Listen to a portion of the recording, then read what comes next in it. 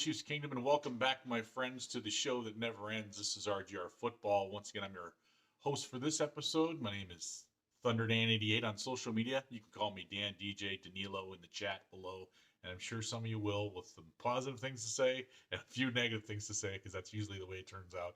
Not everything I say you're going to agree with, but hopefully you get a few nuggets that you can see. I give some thought to.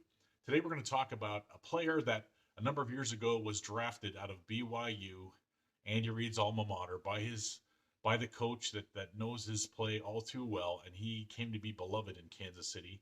He's 6'2", 210 pounds, blonde hair, blue eyed, hard hitting, Dirty Dan Sorensen.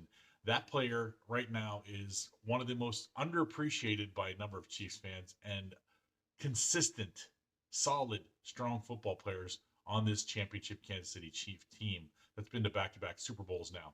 He's going into another one-year contract with Kansas City this year where he's going to be tested, and he's going to have to prove himself in camp once again. I think he makes the squad. I think there's a 4 or 5 guys that they're really looking at as considering as possibilities. Thornhill and Teron Matthew obviously are going to stick around, along with Dan, and then there's maybe 1 or 2 more spots that we're looking at. One of those spots, if you ask anybody about Dan Sorensen, one of those spots might be filled by a guy much like him. If you ask about Dan Sorensen, go back and ask somebody like, I don't know, Preston Hadley, former teammate of Dan Sorensen's at BYU back in the day, who says Dan was a killer. Dan had killer instinct, super aggressive, super competitive, just excelled at every aspect of his game and just worked on everything to fine-tune and get the most out of his ability. Dan timed it about a 4.54, 4.59 in the 40 at the combine. People think he's slow. He's just not exceptionally fast. He's a good moving safety. But cut to this many years later in 2021, and as Dan went undrafted in 2014, so too did another 6'2", 210-pound, blonde-haired, blue-eyed safety, once again out of BYU, in the name of Zayne Anderson.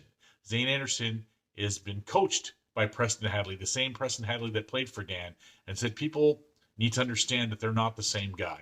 While there are physical measurables that are very similar, and while their work ethic is unquestionably strong in both characters, they have different personalities off the field. They have different sensibilities, different energies, but they both bring everything they have to the game, and that's the key area. He said the difference is that Dan's a killer. Dan has killer instinct. He has had since college. That's what's gotten him as far as it has. He's going into his 9th season with the Kansas City Chiefs, our Kansas City Chiefs.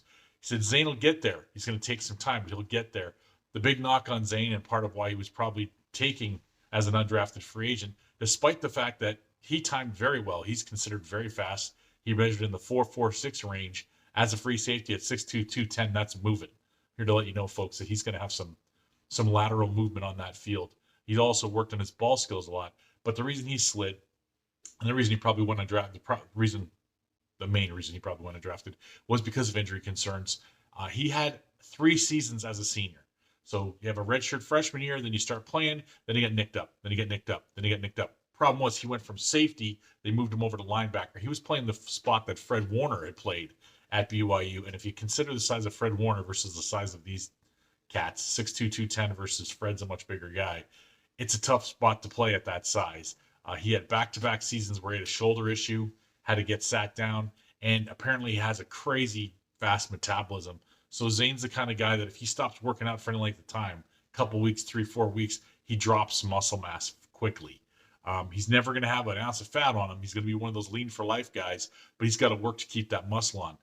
But I'd say that he's closer to a mesomorph than he is to an ectomorph. I think he's got real strong athletic lines in his body. He's just got to maintain that size and that mass by grinding it out in the gym, which he does. And his last season at BYU, he stayed healthy. He played 11 games. He had 41 tackles. He was all over the field and never had a recurrence of injury as they had moved him back to his free safety spot. I think Zayne's got a really strong chance of making this squad, because he's kept in touch with Dan over the years. Dan goes back and shares his knowledge with the BYU players as a proud alum of that school, and just a good character person. And apparently, from all accounts, Zayne is much the same kind of guy. I think Andy likes those guys. I think it's going to be Sorensen, Thornhill, Matthew, Zayne Anderson, and possibly Devon Key or Will Parks as that other guy that stick with the team. I think some of the other guys are going to be traded or cut. We'll see what happens. You never know.